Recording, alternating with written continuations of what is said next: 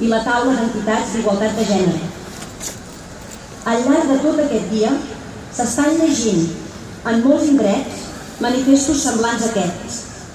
I això ens dona força a tots i totes per a seguir en aquesta lluita per a erradicar la violència de les nostres vides.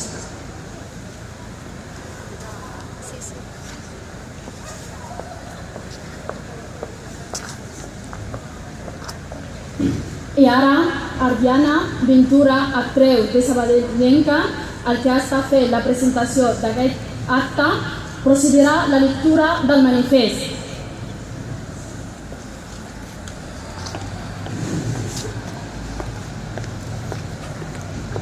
Dia Internacional per a l'Eliminació de la Violència envers les Dones, 25 de novembre de 2015. Avui, 25 de novembre, les administracions públiques, la societat civil i la ciutadania compromesa tornem a trobar-nos per manifestar una vegada més el rebuig a la violència masclista i denunciar-ne les causes que l'originen amb la ferma voluntat de no detenir-nos fins a erradicar-la. En aquest compromís, totes les institucions públiques, molt especialment els ajuntaments catalans, de la mà de les entitats de dones i del moviment feminista, ens hem unit per construir una xarxa de recursos d'atenció i recuperació per a les dones i les seves filles i fills. Perquè la violència contra les dones és una realitat persistent i cruenta que només aconseguirem erradicar si ens hi posem tots i totes d'una vegada i per sempre. Un any més, el balanç és esfereïdor. 52 dones han acabat sent assassinades a mans de la seva parella o exparella. Per visualitzar la magnitud del feminicidi, només cal veure que des de gener la Generalitat havia rebut més de 6.000 trucades de denúncies i unes 600 van ser efectuades al Vallès Occidental. Una violència que es recolza en la desigualtat i discriminació vers les dones. A Sabadell, les dades de les dones ateses en el Centre d'Atenció a la Dona demostren també que la desigualtat i la violència han persistit durant l'any 2015, donat que de gener a 31 d'octubre han estat ateses 803 dones i llurs fills, als quals se'ls ha prestat atenció social, psicològica i jurídica. Per tot això, a Sabadell, la taula d'entitats d'igualtat de gènere de Sabadell manifesta ferma i unànimement l'absoluta solidaritat amb totes les dones que pateixen qualsevol forma de violència. Cal que denunciem tota mena de violència i ens comprometem a treballar de forma conjunta per erradicar-la. El nostre condol i solidaritat amb la família de Sandra García Geraldino, veïna d'aquesta ciutat, assassinada aquest agost a Holanda. Condemnem amb rotunditat els fets ocorreguts, així com qualsevol altre acte de violència, especialment vers les dones. Denunciem que en el moment actual s'intensifiquen les agressions contra les dones dins un sistema patriarcal que vol perpetuar la subordinació entre gèneres i la divisió sexual del treball. Manifestem la urgència de combatre el model patriarcal de forma integral en cadascuna de les seves vessants i institucions.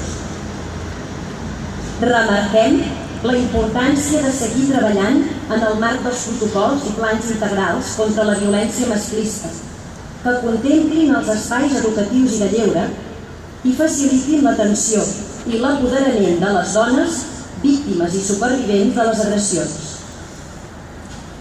Reclamem la necessitat que els homes assumeixin les seves responsabilitats i, per tant, renunciïn als privilegis patriarcals, assumint la lluita contra la violència masclista com a prioritat absoluta i denunciant les situacions de desigualtat, discriminació o agressió que es viuen en el dia a dia.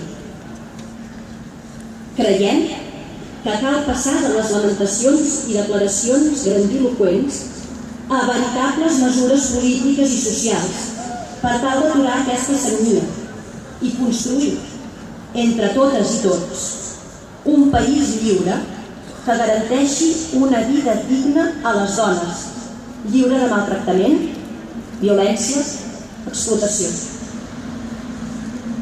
Evidenciem la necessitat de reivindicar i prestigiar tot allò que aporten les dones per tal d'assolir una societat equitativa, més justa i sense masclisme en cap de les seves múltiples expressions, moltes d'elles encara presents i acceptades. En aquest sentit, és del tot imprescindible denunciar la complicitat social i cultural dels missatges que fomenten el sexisme, de les imatges que tracten el cos de les dones com a objectes sexuals, de les narratives que emmascaren les agressions sexuals contra les dones i les fan responsables de l'agressió viscuda, de les actituds que promouen estereotips de gènere i rols patriarcals i de la banalització del masclisme. La llei catalana ens reconeix el dret a erradicar la violència masclista. Aquesta és l'expressió més greu i devastadora d'una cultura que destrueix vides i impedeix el desenvolupament dels drets, la igualtat d'oportunitats i la nostra llibertat. Per això, les institucions públiques, conjuntament amb la societat civil, hem de reclamar les eines i els recursos necessaris per desplegar la Llei d'Igualtat Efectiva de Dones i Homes, aprovada el passat mes de juliol, perquè és amb el treball de construir una societat democràtica moderna que erradiqui el sistema patriarcal i androcèntric que aconseguirem fer front a la violència masclista. Amb aquest objectiu, ens unim avui amb un sol clam, amb una sola veu, amb una mateixa voluntat. Ja n'hi ha prou. I exigim amb tota la nostra força que cap altra dona sigui assassinada ni pateixi violència. Ja n'hi ha prou.